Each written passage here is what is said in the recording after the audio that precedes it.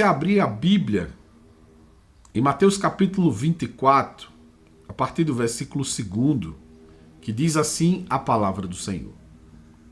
Jesus, porém, lhes disse: Não vedes tudo isto? Em verdade vos digo que não ficará aqui pedra sobre pedra que não seja derrubada. E estando assentado no Monte das Oliveiras, chegando-se a ele os seus discípulos em particular, dizendo: Dize-nos quando serão essas coisas? E que sinal haverá da tua vinda e do fim do mundo?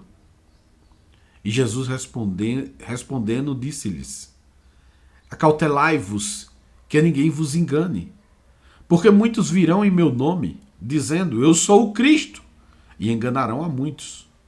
E ouvireis de guerras e de rumores de guerras. Olhai, não vos assusteis, porque é mister que isso tudo aconteça, mas ainda não é o fim. Porquanto se levantará nação contra nação, reino contra reino, e haverá fomes e pestes e terremotos em vários lugares. Mas todas estas coisas são o princípio das dores. Então vos hão de entregar para serdes atormentados e matar-vos-ão, e sereis odiados de todas as nações por causa do meu nome. Nesse tempo, muitos serão escandalizados e trair-se-ão uns aos outros, e uns aos outros se odiarão. E surgirão muitos falsos profetas, e enganarão a muitos. E por se multiplicar a iniquidade, o amor de muitos esfriará. Mas aquele que perseverar até o fim, esse será salvo. Quando nós observamos o texto bíblico, nós percebemos que a pergunta dos apóstolos ao Senhor é muito enfática. Quando será o fim?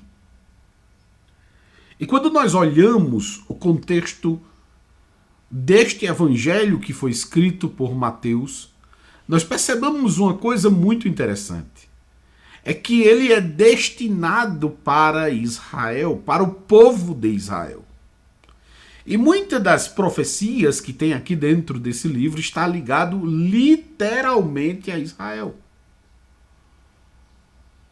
E nós precisamos entender muito bem esse contexto para não pensar que isso faz parte do período da igreja.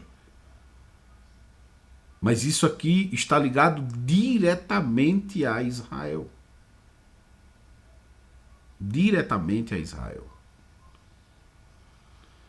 E o que eu acho interessante nisso tudo é que nós temos dois contextos que andam paralelo nesse exato momento. Nós temos o contexto da igreja e nós temos o contexto de Israel. E alguns, por não terem conhecimento, ou não se aprofundarem nas coisas bíblicas, nos assuntos bíblicos, terminam achando que estamos falando da mesma coisa, e não estamos. Nós estamos vivendo no período da igreja. E se nós estamos vivendo no período da igreja, muitas dessas coisas que nós lemos no Evangelho segundo escreveu Mateus, a igreja não vai passar. Porque se nós acompanharmos as profecias bíblicas, nós perceberemos que as 70 semanas de Daniel, elas foram estacionadas. A última semana de Daniel falta se cumprir. E quando é que ela foi estacionada? Ela foi estacionada justamente na vinda de Jesus. Porque Jesus abre um novo período e aquele período é a brecha, é o espaço em que a igreja está vivendo. Para que o período da última semana de Daniel volte à tona, é necessário que o relógio de Israel volte a rodar. E é justamente aí onde a gente precisa entender todo o contexto para nós nos situarmos. Muito se parou de pregar sobre o arrebatamento da igreja. E quando nós olhamos todo esse contexto que nós estamos vivenciando hoje, esse acelerar de assuntos, de pestes, de terremotos, de desastres ambientais, eu estava vendo justamente ontem que ali na região da Amazonas, os rios estão secando de uma maneira como nunca antes visto. Em Santa Catarina, por exemplo, vendavais, coisa que nunca tinha se visto naquela localidade. E o acelerar de tantos outros eventos naturais que nós temos percebido aí.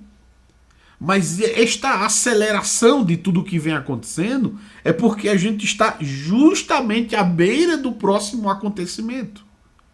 Que é justamente o que eu acredito, segundo as Escrituras, que é o arrebatamento da igreja para que o relógio de Israel volte a rodar.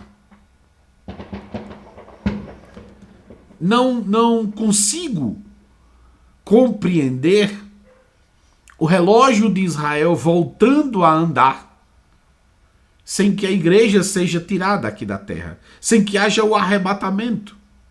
Eu preciso encerrar um período para poder começar outro. É tanto que quando o relógio parou, foi justamente quando Jesus veio, porque o seu povo não o quis, então ele liberou para as outras nações, para o resto do mundo. E por isso o Senhor disse: pregai em Jerusalém, em Samaria, na Judéia e até os confins da terra. Ele abriu as comportas dos céus e disse assim: olha, o negócio não é só mais aqui em Israel. O negócio agora é no mundo inteiro. E agora nós estamos vivendo justamente o período da igreja em que a igreja deve voltar a pregar sobre o arrebatamento da igreja. E esse arrebatamento da igreja é justamente o virar da chave para que Israel volte a ser o centro das atenções. Porque hoje não é. Apesar de ser o relógio de Deus, Israel não é o centro das atenções.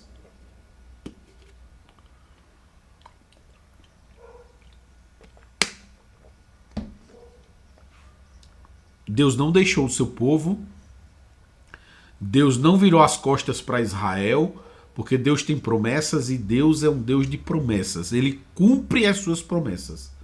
E ele prometeu a Abraão, a Isaac, a Jacó, ele prometeu a Davi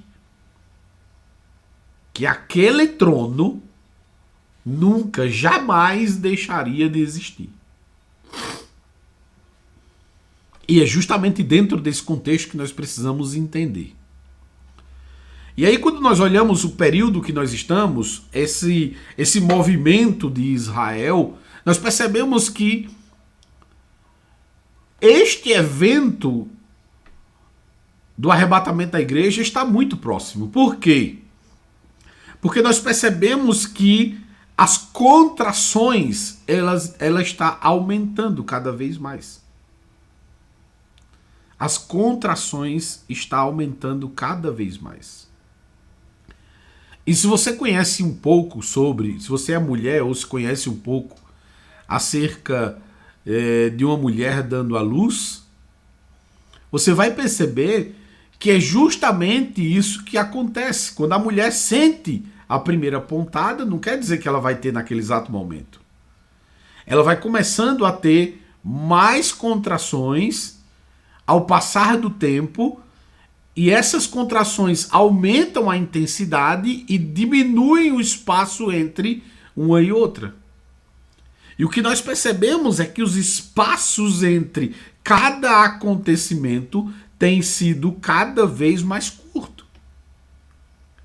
Porque rumores de guerra, por exemplo, nós já temos pelo menos 2 guerras bem próximas uma da outra. Catástrofes ambientais nós temos agora aos montes para contar. Então, o acelerar dos sinais é visível, é notável, até para os mais leigos. Se você chamar atenção, você tem observado isso, eles vão perceber, eles vão parar e entender que tem algo acontecendo. E é justamente isso que aqui no Evangelho, segundo escreveu Mateus, dá ideias de sinais. Porque estes sinais, eles serão cada vez mais constantes.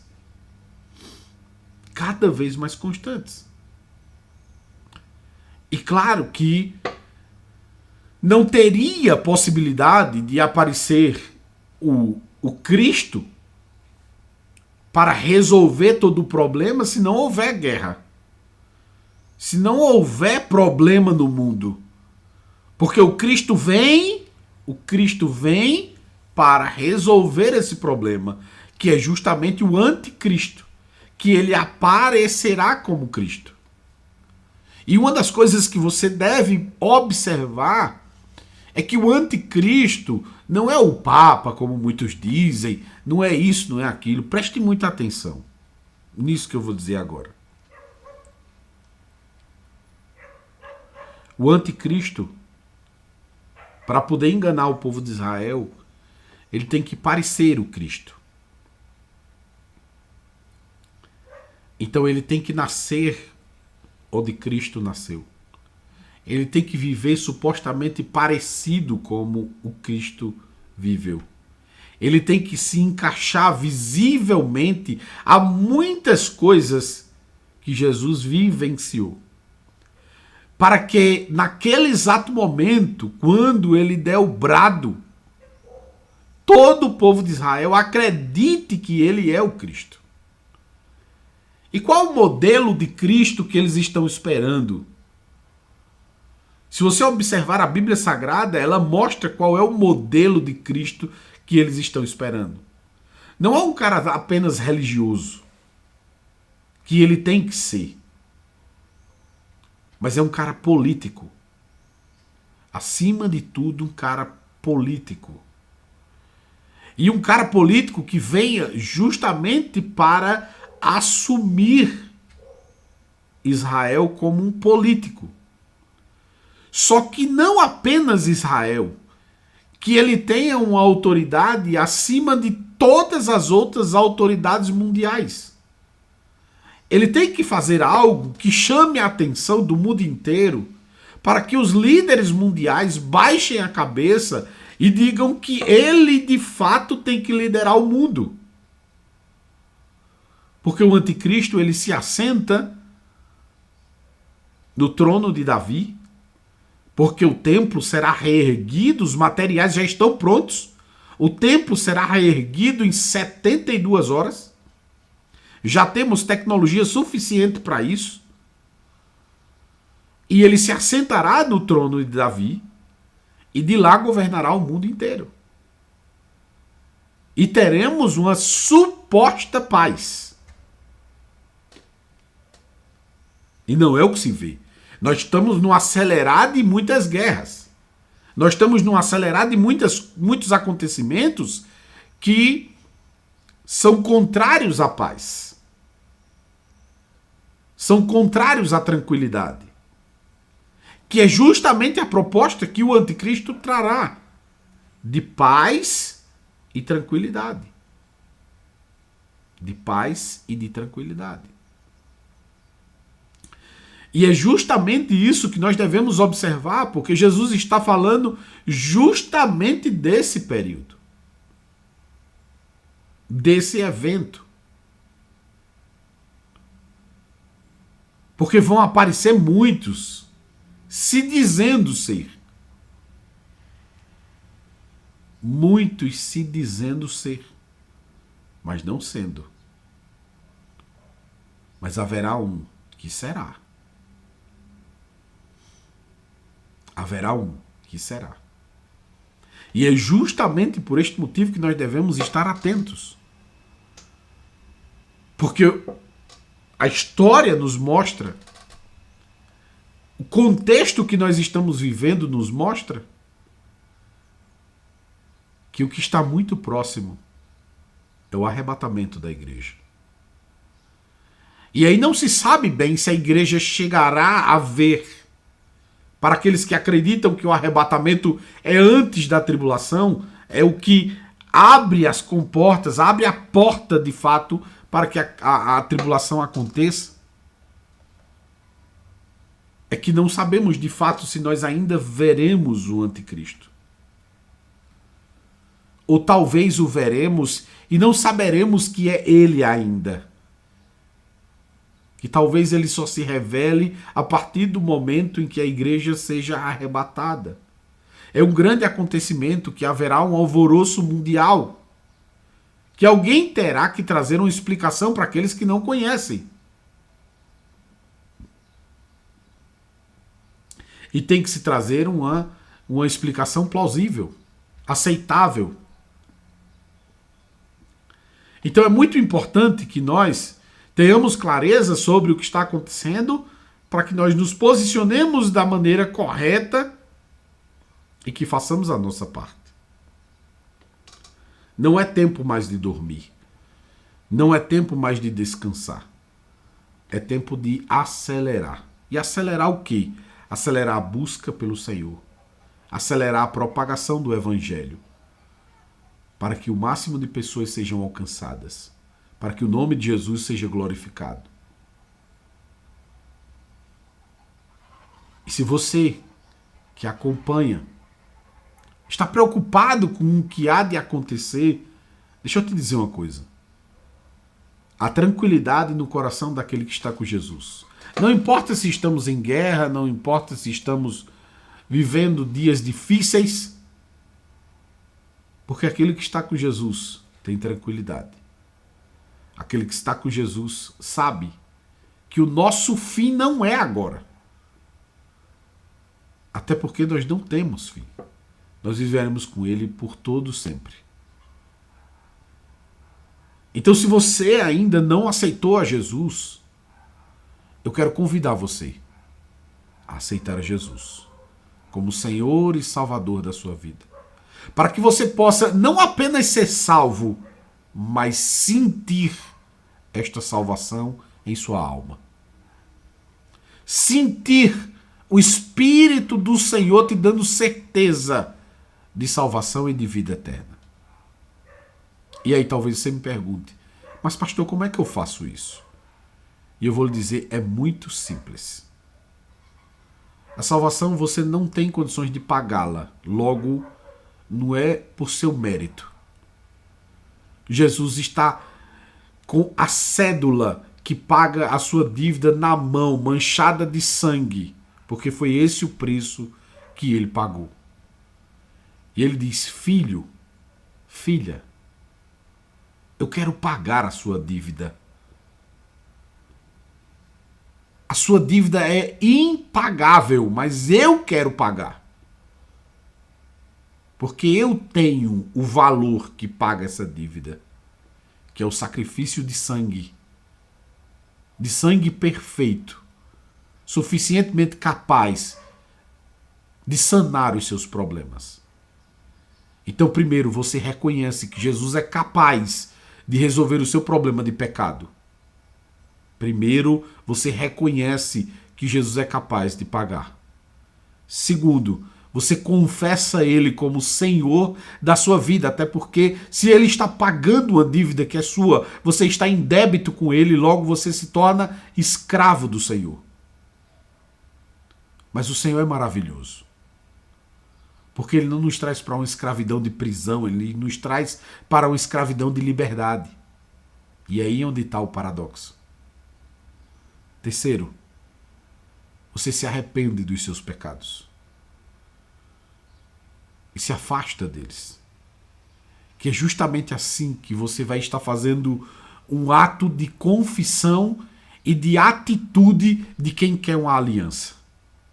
Você olha para Jesus e diz, Jesus, eu não quero mais viver essa vida de pecado. Eu quero viver como o Senhor quer que eu viva. Porque agora o Senhor é o dono da minha vida. Então, você confessa Jesus ou reconhece que Jesus é capaz de pagar a sua dívida. Você confessa a Ele os seus pecados e a partir de agora você anda segundo a vontade dEle. Curve a sua cabeça onde você estiver. Eu quero orar por você. Confesse a Jesus. Entregue a Ele todos os pecados. Não importa o que você tenha feito. Não importa. Jesus pode perdoar os teus pecados. Jesus perdoou o ladrão na cruz, na hora da morte. Por isso, não limite o poder do Senhor. Não importa o que você fez. Abandone tudo nesse exato momento e comece a viver uma vida nova. Curve a sua cabeça. Senhor amado e querido, em nome de Jesus. Onde estiver uma vida, Senhor, se arrependendo dos seus pecados e confessando o Senhor, que ela sinta a tua graça, o teu abraço, ó Espírito Santo, que em nome de Jesus os seus pecados sejam perdoados. Que em nome de Jesus ela receba uma vida nova, mudança de pensamentos, mudança de direção, seja traçado agora em sua vida. Pai, em nome de Jesus, que o Senhor libere perdão dos pecados. Que o Senhor libere, ó Deus, perdão dos pecados. Que essa pessoa que está confessando a Jesus nesse exato momento, esteja ela onde estiver. Até porque nós temos hoje o poder da internet que nos leva para qualquer lugar do mundo. Mas onde ela estiver, o Senhor está lá, Senhor. Tu és onipresente. E certamente ela está sentindo a tua presença nesse exato momento. Ó Espírito Santo, abraça a sua alma. Oh, aleluia. Glória a Deus. Em nome de Jesus, que você sinta o perdão do Senhor. Que você goze da sua graça. Em nome de Jesus. Em nome de Jesus. Em nome de Jesus. Que Deus abençoe a sua vida, você que está aqui no YouTube. Que Deus continue te abençoando grandemente em nome de Jesus. Não esquece, deixa teu like aí, deixa teu comentário, não esquece, para aumentar a relevância desse vídeo e ele possa alcançar mais e mais pessoas, que essa mensagem possa ir além e possa alcançar mais e mais vidas, em nome de Jesus. Que Deus abençoe você que está aqui no YouTube e até a próxima. Tchau, tchau.